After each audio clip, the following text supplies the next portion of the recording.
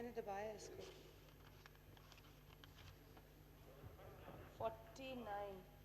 49 बहुत शुक्रिया जी जारी रखें जी। बहुत शुक्रिया चेयरमैन साहब। सर वक्त भी बहुत हो गया है और यहाँ पर खासी लंबी डिस्कशन हुई है।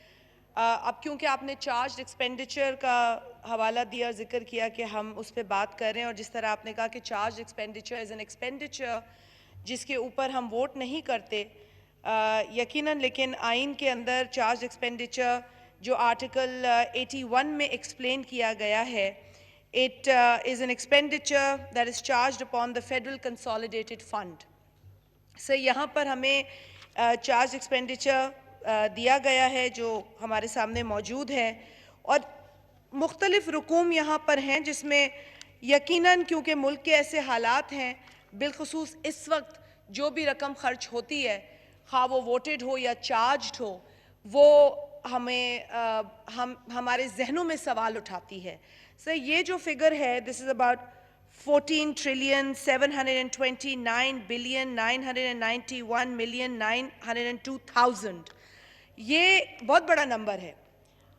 वोटिंग हम बेशक ना करें, लेकिन नंबर जब हम देखते हैं तो यकीनन हम देखते हैं कि जो आपके टैक्स पेयर्स हैं उनकी जेबों से जो पैसा जा रहा है और जिस मद में जा रहा है, यहाँ पर मद भी दी गई हैं मुख्तलिफ, यहाँ पर बताए गए हैं, जिसमें पाकिस्तान पोस्ट डिपार्टमेंट है, अलाउंसेस, पेंशन्स, फेडरल गवर्नमेंट और प्रोविंशियल गवर्नमेंट की कोई grant and aid and miscellaneous adjustments हैं, लॉ एंड जस्टिस डिपार्टमेंट है, नेशनल असेंबली है, सेनेट है, रेलवे है। डेट का बहुत बड़ा नंबर है जिस पे मेरे फाजिल कॉलीग बात करेंगे तफसील के साथ। सर इशू यहाँ पर यह है कि जो स्पेंडिंग दिखाई जाती है, क्या जो परफॉर्मेंस इन इदारों की है वो जस्टिफाइड है अगेंस्ट द स्पेंडिंग, ये बड़ा सवाल है। यहाँ पर जो वाइंडिंग ऑफ स्पीच थी उसमें भी बात की गई और उसमें कहा गया कि बहुत अच्छी आज तकरीर हुई है, प्राइम मिनिस्टर साहब तशरीफ़ लाए, शायद उनको लग रहा हो अच्छी तकरीर हुई हो, बजट के हवाले से जो बातें होनी चाहिए थी हम सुनने को बैठे थे, और हमें अच्छा लगता है कि कभी कभार प्राइम मिनिस्टर साहब ये तहैया करते हैं कि मुझे असेंबली जाना है, क्योंकि prime minister being the chief executive of the country, leader of the house and holding very important portfolios, उनको यहाँ ज़रूर आना चाहिए। अगर वो नहीं आते हैं और इस बात पर उनके साथ बैठे दाएं जानिब बाएं जानिब लोग उन्हें उस बात का दिफा करते हैं, तो मैं समझती हूँ कि एज ए डेमोक्रेट ये बात दुरुस्त नहीं है। सर मैं चार्ज एक्सपेंडिचर पे बिलखसूस इसलिए क्योंकि जो इस हुकूमत की का ग्रोथ रेट है, यहाँ पर बहुत बात हुई है, हमने इस हुकूमत के बजट को देखा और जिस तरीके से चेयरमैन बिलावल भुट्टो जरदारी साहब ने फरमाया कि ये पेंडेमिक स्पेसिफिक बजट नहीं है, आपने कोविड का जिक्र किया है, मैं इस बात से इनकार नहीं करती हूँ कि कोविड एक चैलेंज है, कोविड ने आपको बहुत चैलेंजिंग सिचुएशन में डाला है, न सिर्फ आपको बल्कि दुनिया के कई ममालिक को कोविड ने चैलेंजिंग सिचुएशन में डाला है। लेकिन ये हुकूमत, PTI government can not keep on repeating this कि जी कोविड की वजह से हम अपना ग्रोथ टारगेट मीट नहीं कर सके, कोविड की वजह से हम एफबीआर कलेक्शन अपनी मीट नहीं कर सके। कोविड आपको मार्च में हिट किया है और आपको तो शायद अभी भी हिट नहीं किया है, क्योंकि कोविड की रियलिटी से आप अभी भी ना वाकिफ़ हैं। आप एसओपीज़ की जिम्मेदारी तमाम आवाम पे डालते हैं, उनको जाहिल कहते हैं, लेकिन एसओपीज़ की सबसे बड़ी जिम्मेदारी इस हुकूमत पर खुद आयद होती है। जब इस हुकूमत में जो मिनिस्टर्स हैं या इस हुकूमत को जो लीड कर रहे हैं वज़ीर आज़म उस हैसियत में, जब वो टेलीविज़न पर मुतअद्दिद बार आके कोविड को डाउन प्ले करते हैं, जब वो बार बार मिस इन्फॉर्म करते हैं और अचानक जब वो देखते हैं कि अमवात की शरह में इजाफा हो गया है और डॉक्टर्स की जानिब से बहुत सीरियस कंसर्न्स आए, तो वो कहने पर कंपेल हो जाते हैं कि जी कोविड जो है वो ख़तरनाक है और लोग बात नहीं सुन रहे हैं। देखिए ये मोमेंटम बिल्ड होता है चेयरमैन साहब, आप भी एक सीनियर, अब एक पार्लियामेंटेरियन, मैं इसी पे आ रही हूँ सर, मैं स्पेंडिंग पे आ रही हूँ, मैं स्पेंडिंग पे आ रही हूँ, मैं स्पेंडिंग पे आ रही हूँ सर, स्पेंडिंग पे मैं आ रही हूँ क्योंकि यहाँ पर जो 14 ट्रिलियन की रकम दी गई है, मैं उसी पे आ रही हूँ, 14 trillion 729 billion 991 million and thousands में और है सर, मैं इसी पे आ रही हूँ। मैं ये देख रही हूँ सर कि फोकसेस इस हुकूमत के सही नहीं हैं। यहाँ पर अभी कहा गया कि जी हमने टारगेट मीट किए। आपने 6.2% ग्रोथ की बात की, ठीक है, आपने नहीं वो टारगेट फिक्स किया, पिछली गवर्नमेंट ने आपके लिए वो टारगेट छोड़ा, आपने उस टारगेट को मीट नहीं किया, आपने कहा हम 3.3 ग्रोथ दिखाएंगे, 3.3%, आपने वो ग्रोथ भी नहीं दिखाई, आपने वो ग्रोथ भी नहीं दिखाई, आपने ग्रोथ दिखाई 1.9%। इस बरस आपने कहा था कि आप 4% ग्रोथ दिखाएंगे, आपने अपने खुद सेट किए थे ना टारगेट्स। आप अब जो जा रहे हैं, आप खुद तस्लीम कर रहे हैं कि नेगेटिव 0.4% है, और वर्ल्ड बैंक जो है वो आपके लिए एक दूसरी फिगर दिखा रहा है, वर्ल्ड बैंक की फिगर उससे ज़्यादा खतरनाक है। सर, कहने का मकसद सिर्फ यहाँ पर यह है कि जितनी रकूम आप चार्ज एक्सपेंडिचर में भी रखते हैं ना, वो आपकी जेब से नहीं आती, पाकिस्तान के टैक्स पेयर की जेब से आती है। जिस भी डिपार्टमेंट को आप देते हैं, और हमें वोटिंग का हक नहीं मिलता एज पर द कॉन्स्टिट्यूशन, लेकिन हमारा इस ऐवान में खड़े होकर पूछने का हक है। मिसाल के तौर पर मैं पूछूंगी, अगर मैं पूछना चाहूं कि जी आपने यहाँ पे एक सेक्रेटेरिएट है for protection against harassment of women at work place, क्या पाकिस्तान की खवातीन को वो प्रोटेक्शन मुयस्सर है?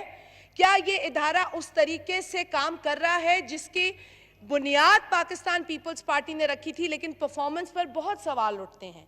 इसके अलावा सर, मैं नेशनल असेंबली और सेनेट पर बात करूंगी। आप इस चेयर पर बैठे हैं, मुझे नहीं लगता कि आपको एज ए डेमोक्रेट, और मैं बिलीव करती हूँ आप डेमोक्रेट हैं, मुझे नहीं ये लगता कि आपको अच्छा लगता है कि इस असेंबली के अंदर जो माहौल होता है, या इस असेंबली की एक सिटिंग के ऊपर जितना पैसा खर्च होता है, हम यहाँ देख रहे हैं वो पैसा कितना खर्च होता है, हम देख रहे हैं मिलियंस में पैसा खर्च होता है।